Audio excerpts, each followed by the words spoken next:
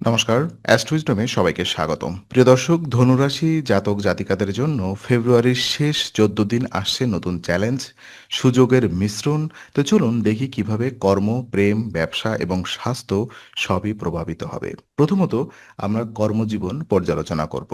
তো শেষ 14 দিনে ধনুরাশির কর্মজীবনে কিছুটা সতর্কতার প্রয়োজন দেখা দেবে। সহকর্মীদের সঙ্গে আপনার আচরণ সংযমী হওয়া জরুরি, কারণ ছোট ভুল বোঝাবুঝি বড় সমস্যা সৃষ্টি করতে পারে। দায়িত্বের পরিমাণ বৃদ্ধি পেতে পারে এবং নতুন প্রকল্প বা টাস্ক আপনাকে দেওয়ার সম্ভাবনা থাকবে। ধৈর্য ধরে ধাপে ধাপে কাজ করলে এবং ভুল বোঝাবুঝি এড়ালে সফলতা আসবে। এই সময় আপনার মানসিক স্থিতি শক্ত রাখতে হবে এবং কাজের চাপের মোকাবেলায় ইতিবাচক মনোভাব অপরিহার্য। কর্মক্ষেত্রে সামান্য অস্থিরতা থাকলেও কৌশলগতভাবে সমস্যার সমাধান করলে মাসের শেষের দিকে স্থিতিশীলতা ফিরে আসবে। আর বিজনেস এবং আপনার ইনকাম নিয়ে যদি আমি কথা বলি, তো বিজনেস এবং ইনকাম সম্পর্কিত দিক থেকে ধনুরাশির জন্য সময়টি কিছুটা সম্ভাবনাময়। শেষ 14 দিনে নতুন বিনিয়োগ বা ব্যবসার সুযোগ আসতে পারে, তবে ঝুঁকি সীমিত রাখতে হবে এবং ভালোভাবে পরিকল্পনা করে সিদ্ধান্ত নিতে হবে। ব্যবসায় সাফল্য মূলত আপনার ধৈর্য, কৌশল এবং বাজার পর্যবেক্ষণের উপরে নির্ভর করে। এই সময় হঠাৎ সিদ্ধান্ত বা অতিরিক্ত ঝুঁকি এড়িয়ে চলা উচিত। পূর্ববর্তী কিছু পরিকল্পনা বাস্তবায়ন করার উপযুক্ত সময় আসতে পারে। আয় বৃদ্ধি হলেও খরচ নিয়ন্ত্রণে রাখা গুরুত্বপূর্ণ, যাতে লাভের পরিমাণ বৃদ্ধি পায়। কিছু নতুন সম্ভাব্য সহযোগী বা অংশীদাররাও এই সময় উন্মোচিত হতে পারে।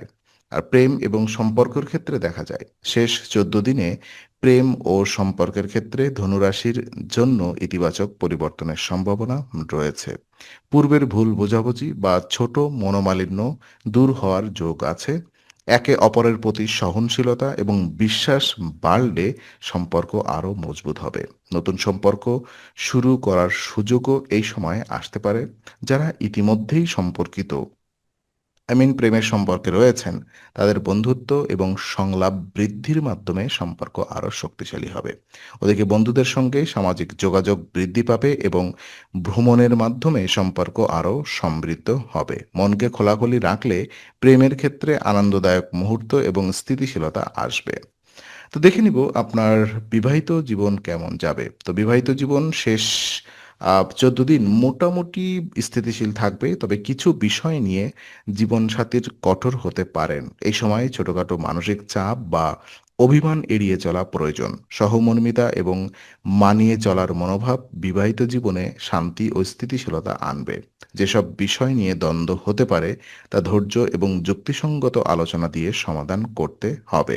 দাম্পত্য জীবনে সুখ বৃদ্ধি পেতে পারে যদি দায়িত্ব ভাগাভাগি এবং পারস্পরিক বোঝাপড়া বজায় থাকে। মাসের শেষ দিকে বোঝাপড়া এবং সমঝোতা বাড়ালে পারস্পরিক সম্পর্ক আরও দৃঢ় হবে। আর শিক্ষাক্ষেত্র এবং ছাত্রছাত্রীদের জন্য আহ, শেষ 14 দিন খুবই গুরুত্বপূর্ণ। কঠোর পরিশ্রম এবং মনোযোগ বৃদ্ধি পেলে আহ, ভালো ফলাফল আসবে। পরীক্ষা বা মূল্যায়ন আত্মবিশ্বাস বৃদ্ধি পাবে। পড়াশোনায় ধারাবাহিকতা বজায় রাখা অপরিহার্য। নতুন বিষয় শেখার আগ্রহ এবং অধ্যবসায়ে শিক্ষার্থীরা সাফল্য অর্জন করতে সক্ষম হবেন। বন্ধু বা সহপাঠীদের সঙ্গে সহযোগিতা বৃদ্ধি পাবে এবং মানসিক চাপ কমানোর জন্য নিয়মিত বিশ্রাম গুরুত্বপূর্ণ। এই সময় পরিকল্পনা অনুযায়ী পড়াশোনা করলে মাসের শেষের দিকে ফলাফল সন্তোষজনক হবে।